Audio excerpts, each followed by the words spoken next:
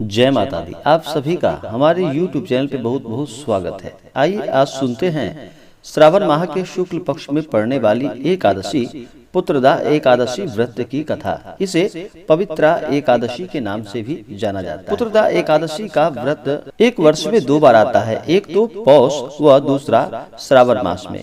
पौष माह की शुक्ल पक्ष की एकादशी को पौष पुत्रदा एकादशी के नाम से जाना जाता है और श्रावण माह के शुक्ल पक्ष की एकादशी को भी पुत्रदा एकादशी के नाम से जाना जाता है। यह व्रत सभी प्रकार के पापों को नष्ट करने वाला है तथा सभी प्रकार के सुख और समृद्धि को प्रदान करने वाला है। पद्म पुराण के अनुसार सांसारिक सुखों की प्राप्ति और पुत्र इच्छुक भक्तों के लिए पुत्रदा एकादशी का व्रत बहुत ही फलदायी माना जाता है। संतानहीन या पुत्रहीन जातकों के लिए इस व्रत का बहुत ही ज्यादा महत्व बताया गया है। इस व्रत को करने से सभी प्रकार के सुख और समृद्धि की प्राप्ति होती है। आज 18 अगस्त 2021 दिन बुधवार को पुत्रदा एकादशी का व्रत किया जा रहा है। तो आइए सुनते हैं पुत्रदा एकादशी व्रत की कथा। तो बोलिए प्रेम से भगवान विष्णु की जय, माता लक्ष्मी की जय। एक समय की बात है कि द्वापर युग के आरंभ में ही महिष्मती नाम की एक नगरी थी। उस नगरी में महाजीत नाम का एक राजा राज्य किया करता था। वह पुत्रहीन था, इसलिए वह सदा दुखी रहता था। उसे वह राज्य का सुख और वैभव यह सब कष्टकारी प्रतीत होता था, क्योंकि पुत्र के बिना मनुष्य को इहलोक और परलोक दोनों में सुख की प्राप्ति नहीं हो पाती। राजा ने पुत्र प्राप्ति के लिए बहुत उपाय किए, किंतु उसका हर उपाय निष्फल रहा। जैसे जैसे राजा महाजीत वृद्धावस्था की ओर बढ़ता जा रहा था, वैसे वैसे उसकी चिंता भी बढ़ती जा रही थी। एक दिन राजा ने अपनी सभा को संबोधित करके कहा, न तो मैंने अपने जीवन में कोई पाप किया है और न ही अन्यायपूर्वक प्रजा से धन एकत्रित किया है, ना ही कभी प्रजा को कष्ट दिया है और ना ही कभी देवता और ब्राह्मणों का निरादर किया है। मैंने प्रजा का सदैव अपने पुत्र की तरह पालन किया है, कभी किसी से ईर्षा भाव नहीं किया, सभी को एक समान समझा। मेरे राज्य में कानून भी ऐसा नहीं है जो प्रजा में अनावश्यक डर उत्पन्न कर सके। इस प्रकार धर्मयुक्त राज्य करने पर भी मैं इस समय अत्यंत कष्ट पा रहा हूँ। इसका क्या कारण है, मेरी समझ में कुछ नहीं आ पा रहा है। आप इस पर विचार करें और इसका क्या कारण है और क्या इस जीवन में मैं इस कष्ट से मुक्त हो पाऊंगा। राजा के इस कष्ट के निवारण के लिए मंत्री आदि वन को चले गए, ताकि वहां जाकर किसी ऋषि मुनि को राजा का दुख बताकर कोई समाधान पा सके। वन में जाकर उन्होंने श्रेष्ठ ऋषि मुनियों के दर्शन किए। उस वन में वयोवृद्ध और धर्म के ज्ञाता महर्षि लोमस ऋषि रहते थे।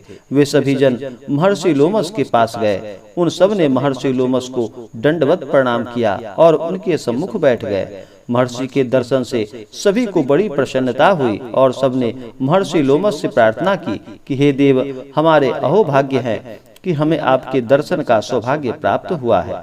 मंत्री की बात सुनकर लोमस ऋषि ने कहा कि हे मंत्रीवर, आप लोगों की विनम्रता और सद्व्यवहार से मैं अति प्रसन्न हूँ। आप मुझसे अपने आने का प्रयोजन कहे। मैं आपके कार्य को अपने सामर्थ्य के अनुसार अवश्य ही करूँगा, क्योंकि हमारा शरीर ही परोपकार के लिए बना है। लोमस ऋषि के ऐसे मृदु वचनों को सुनकर मंत्री ने कहा कि हे ऋषिवर, आप हमारी सभी बातों को जानने में ब्रह्मा से भी ज्यादा समर्थ हैं, अतः आप हमारा संदेह को दूर कीजिए। महिष्मती नामक नगरी के हमारे महाराज महाजीत बड़े ही धर्मात्मा व प्रजावत्सल है। वह प्रजा का पुत्र की तरह धर्मानुसार पालन करते हैं, किंतु फिर भी वे पुत्रहीन हैं। हे महामुने, इससे वह अत्यंत दुखी रहते हैं। हम लोग उनकी प्रजा हैं, हम भी उनके दुख से दुखी हो रहे हैं, क्योंकि प्रजा का यह कर्तव्य है कि राजा के सुख में सुख माने और दुख में दुख माने।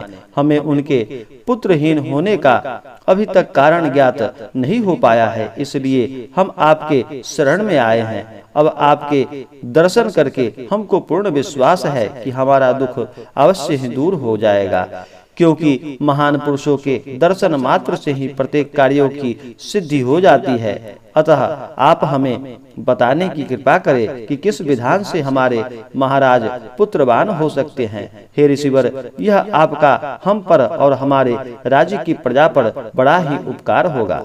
ऐसी करुणा प्रार्थना सुनकर लोमस ऋषि ने नेत्र बंद करके राजा के पूर्व जन्मों पर विचार किया। कुछ पलों के बाद उन्होंने विचार करके कहा कि हे भद्रजनों, यह राजा पिछले जन्म में अत्यंत उदंड था तथा बुरे कर्म किया करता था। उस जन्म में यह एक गांव से दूसरे गांव में घूमा करता था। एक बार की बात है, जब ज्येष्ठ माह के शुक्ल पक्ष की एकादशी के दिन यह 2 दिनों से भूखा था। दोपहर के समय एक जलाशय पर जल पीने के लिए गया। उस स्थान पर उस समय ब्याई हुई एक गाय जल पी रही थी। राजा ने उसको प्यासे ही भगा दिया और स्वयं जल पीने लगा। हे श्रेष्ठ पुरुषों, इसलिए राजा को यह कष्ट भोगना पड़ रहा है। एकादशी के दिन भूखा रहने का फल यह मिला इसे कि इस जन्म में यह राजा बना है और प्यासी गाय को जलाशय से भगाने के कारण यह पुत्रहीन है। यह जान सभी सभासदों प्रार्थना करने लगे कि हे ऋषि श्रेष्ठ, शास्त्रों में ऐसा लिखा है कि पुण्य से पाप नष्ट हो जाते हैं। अतः कृपा करके आप हमें कोई ऐसा उपाय बतलाइए जिससे हमारे राजा के पूर्व जन्म के पाप नष्ट हो जाएं और उन्हें पुत्र रत्न की प्राप्ति हो सके।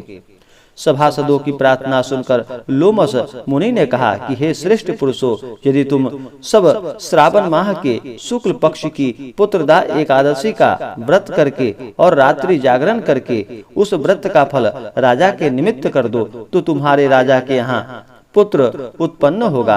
राजा के सभी कष्टों का नाश हो जाएगा। इस उपाय को जानकर मंत्री सहित सभी ने महर्षि को कोटि कोटि धन्यवाद दिया तथा उनका आशीर्वाद लेकर अपने राज्य में लौट आए। तदुपरांत उन्होंने लोमस ऋषि की आज्ञा के अनुसार पुत्रदा एकादशी का विधि और विधान पूर्वक उपवास किया और द्वादशी को उसका फल राजा को दे दिया। इस पुण्य के प्रभाव से रानी ने गर्भ धारण कर 9 माह के पश्चात एक अत्यंत तेजस्वी पुत्र को जन्म दिया। इस प्रकार एकादशी की कृपा से, भगवान विष्णु की कृपा से उस राजा के सभी दुख दूर हुए और उसे पुत्र रत्न की प्राप्ति हो पाई।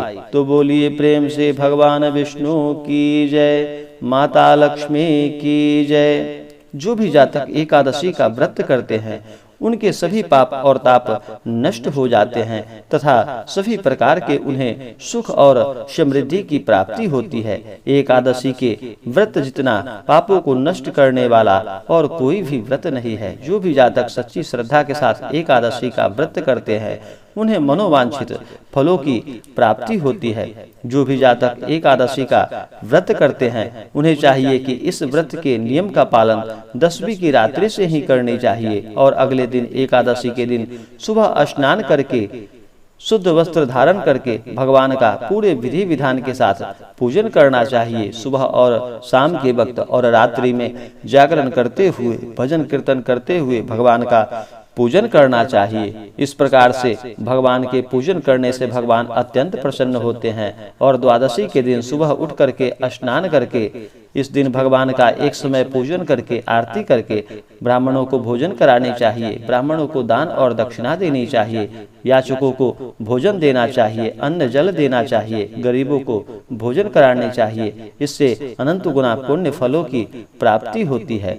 तो आइए जानते हैं पुत्रदा एकादशी के शुभ मुहूर्त के बारे में। इस बार पुत्रदा एकादशी का व्रत 18 अगस्त 2021 दिन बुधवार को किया जा रहा है और एकादशी तिथि प्रारंभ समय 18 अगस्त 2021 दिन बुधवार सुबह 3:30 और एकादशी तिथि की समाप्ति होगी 18 अगस्त 2021 दिन गुरुवार को रात्रि 1:06 और व्रत का पारण किया जाएगा 19 अगस्त 2021 दिन गुरुवार सुबह 6:32 से सुबह 8:29 में। इस व्रत का पारण दुर्वा दलेन पारणम, दुर्वा के दल से इस व्रत का पारण किया जाएगा।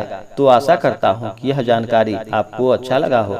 ऐसे ही ज्ञानवर्धक जानकारियाँ प्राप्ति के लिए हमारे इस चैनल को लाल बटन दबा करके सब्सक्राइब करें, साथ में बेल आइकन घंटी को दबाएं ताकि मेरे वीडियो का नोटिफिकेशन आपको समय समय से मिलता रहे। वीडियो को ज़्यादा से ज़्यादा लाइक और शेयर अपने मित्रों में करें।